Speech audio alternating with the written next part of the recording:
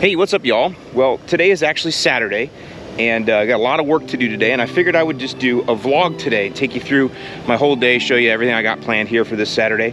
And it's funny, I talked to some of my other YouTube buddies, other content creators, and these are the videos we actually enjoy doing the most, but they're actually the ones that get the fewest views. But I know that you diehards like this kind of stuff. You like to see, hey, what's going on? Do you know, what are you doing during the day? What are you doing during the week? Whatever. So I'm sure there'll be some tips along the way too, because I gotta think about different things that I'm doing, notice what's going on here, notice what's going on there, set strategies and everything else, because my first chore today is to mow the grass here at the church.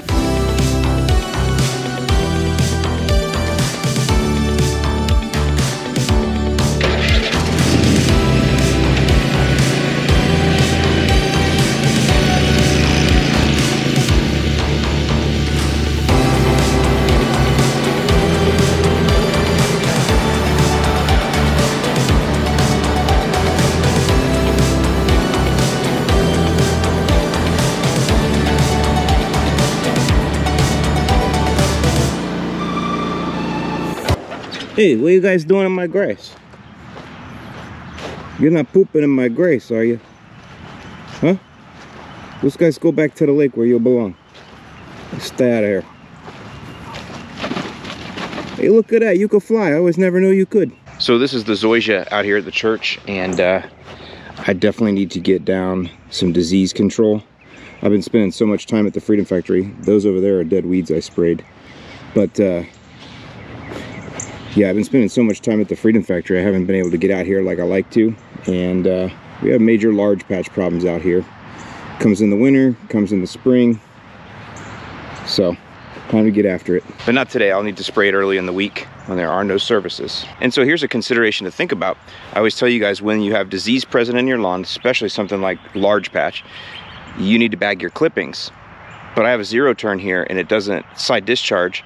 And to buy a bagging unit for this is probably a couple $100, probably more than that. And that's just one of those things to think about when you upgrade to a mower that large. Is it really worth it to purchase a bagger so you can bag, you know, for a couple weeks out of every year when you have disease present, that kind of stuff? But for me, the answer is no. We're blowing this stuff everywhere. And I'm gonna enjoy the mow, despite the disease. You guys don't take the hint very well, do you? Listen, you gotta get out of here. Toro doesn't want anybody within, you know, a couple 100, 200, 300 feet when I'm mowing. Safety wise, you guys go back over there to the lake, 200 feet away.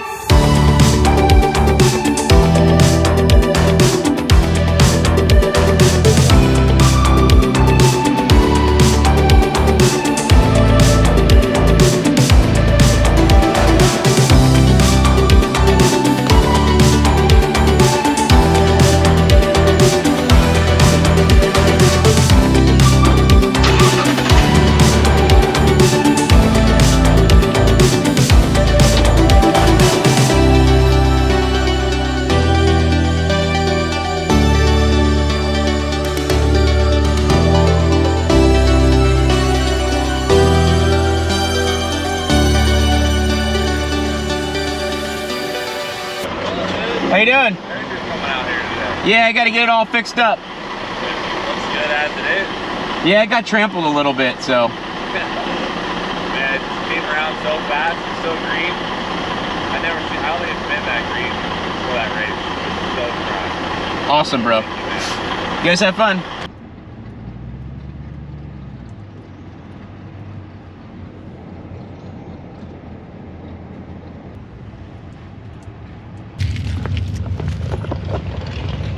All right, so here I am, and today's gonna be pure enjoyment. Lots of mowing, lots of throwing. It looks like, though, that the grass has recovered somewhat already from the foot traffic, which is nice to see. We do have weeds, clover, but I'm not gonna spray today because I was afraid the grass being under stress like it is, I didn't wanna spray weeds. You never really want to apply weed control when the lawn is under stress, even though being overcast would have been a great day to do it because we don't have too much beating sun. As many of you know, this is the Pro Vista St. Augustine grass, so it's glyphosate tolerant, so I can use glyphosate out here. Thing is, glyphosate isn't really the best weed control. It actually works really slow. It takes over a week to really work, but it kills everything. So, you know, you can't have fast knockdown and kill everything, I guess. But anyway, this is where all the foot traffic was. And I'll show you the pictures from just a week ago. Obviously the portalettes are over there, and so everybody walked that way. lots of people had to go, and so they're walking on the grass all through here. And there was stands right here. I'm assuming the stands were somewhere. This has only had water, and so you can see it's bouncing back pretty well. Got a few areas that are still struggling. It definitely needs a cut, and that'll make it look better. But right in here, this is where that Fun Haver booth was. There was cars parked here, and it's already looking better. By the way, these burn spots here, these are from, I don't know if it's the catalytic converter or just something underneath the car getting hot because they had cars parked here. That's what that is. And then I'm not going to be able to move the porta potties, which kind of sucks, but it is what it is. I might be able to drag this thing, I don't know. Nope, too heavy. I'm glad to see that it recovered pretty well on its own, but definitely needs some fert, so got to keep it green. I don't think we have any events coming up out here at all, but you know, he films out here a lot, and so I just want to have it green for that, just so when he's doing his normal filming and playing around out here, the lawn looks good. So, and I guess really I'm just looking for an excuse to be out here to work on the grass, because you know that's what I love doing. It's time to enjoy the mow.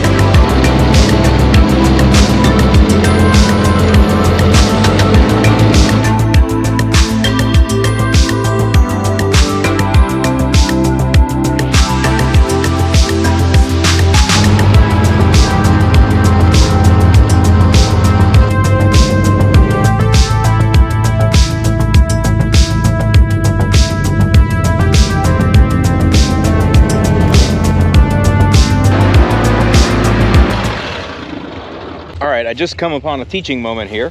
Figure I can't pass this up. So this right here, this is rampant in South Florida. This is called dollarweed. I call it Francis dollarweed because the name of the antagonist in which one of the it was one of the Silence of the Lambs movies. I'll put the which one it was, the one with Edward Norton in it. Anyway, the bad guy, his name is Francis Dollarhide.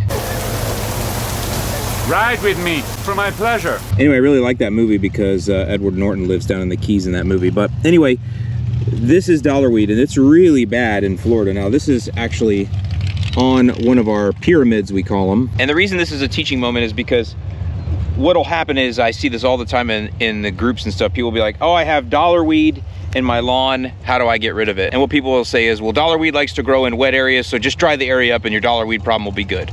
Or something to that effect. And the reason they say that is because they're reading university websites, and that's good.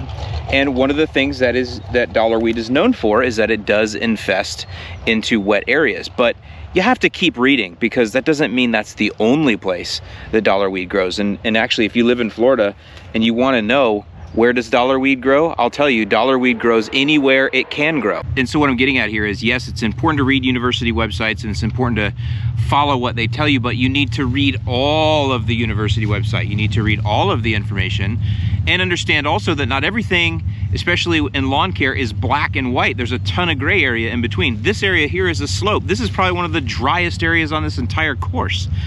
But here's the dollarweed. So it's not always an indicator that the area is wet. It's just one of those things that does happen commonly. Just dry it up. That's all you gotta do. Just dry it up. Just dry it up. Just dry up the area. It's wet. Just dry it up. It's wet. Just dry it up. Just dry up the area. It's wet. Just dry it up. Get ready to dollarweed right away. Just dry it up. You dollarweed be gone. Just dry it right up. Just dry it up. But in this case, you are going to need, or I'm going to need, a herbicide. Now, as I've mentioned previously, this is Scott's Pro Vista St. Augustine grass, so I could use glyphosate on this, but really the best thing to use on this for everybody else is Celsius. Now Celsius is not the best on dollarweed, but it does okay. The reason I like Celsius though, especially for DIYers, is you have 0 temperature restrictions. So in South Florida right now, we're well over 85 during the day, most days, not today, but in a lot of, you know, even through February, March, April, we're above 85. So what I'm getting at is Celsius has no temperature restrictions, so it can almost always be used. It's not gonna burn the grass. I know I hate that, but, and it also kills a lot of other things that we face. So that's why I like Celsius. It will damage and it will get rid of dollarweed with a couple applications and with you paying attention to it and being on top of it. But I like it again because of the other reasons or the other things you can do with it. So long and the short of it is, if you have dollarweed, you want Celsius. And by the way, you need to use a surfactant with that, so. All right, back to enjoying the mow. Get ready, dollarweed right away, straight up. 2 hours later. Okay, well, the day is wearing on. It's now 12:30 and time to throw down some fert. So I haven't really talked a lot about this spreader here. It's from Toro. It's not one of the what is it, steel greens or whatever that they bought. I think Toro had this thing commissioned. I'll put the model number and all that up for it. It's really awesome. It has great controls up here. It feels a little funky the way it steers, but it's called lean to steer. But once you get used to this is actually really comfortable. You can see really well. I'm short, so this really helps me to see everything really well, whether I'm doing liquid apps or dry. It's got double pumpers on the liquid, got the flood jets there, 20-gallon tank. Anyway, I'll put the model number of this thing up. It's a really awesome unit. They sent it to me. No way I could afford this thing, but thank you, Toro. So yeah, of course we're gonna run with stress blend. The lawn is under stress.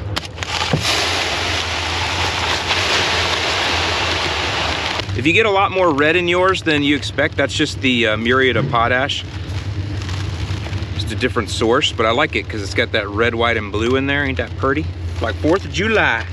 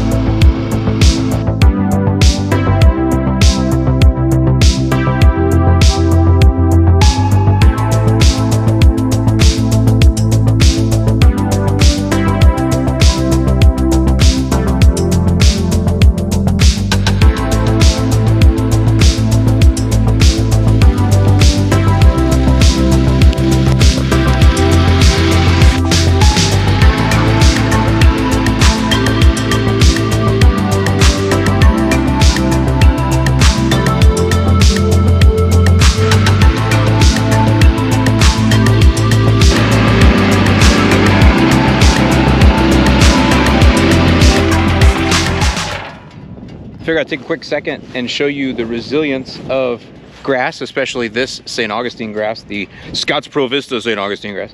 If you watched my video 2 videos ago where I talked about what I did here at the Freedom Factory to get it green and everything, you'll remember there was some service carts here, beer service carts, and somebody had been standing there while they were...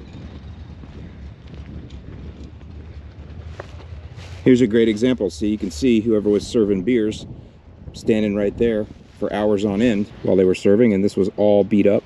So you can see it's the grass that was going to recover has recovered, but we did get some dead loss. So all that brown stuff that just died from getting trampled. So now my job is just to work on it, get it to thicken back up. You can see it's already green back up. Now I got to get it to thicken back up, and that's what the fert's going to do.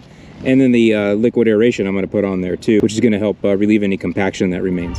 All right, well, I don't know how this wind is going to be, but we got the stress blend fert down. Now we're going to go with some aerate. Nothing better for stress than liquid aeration.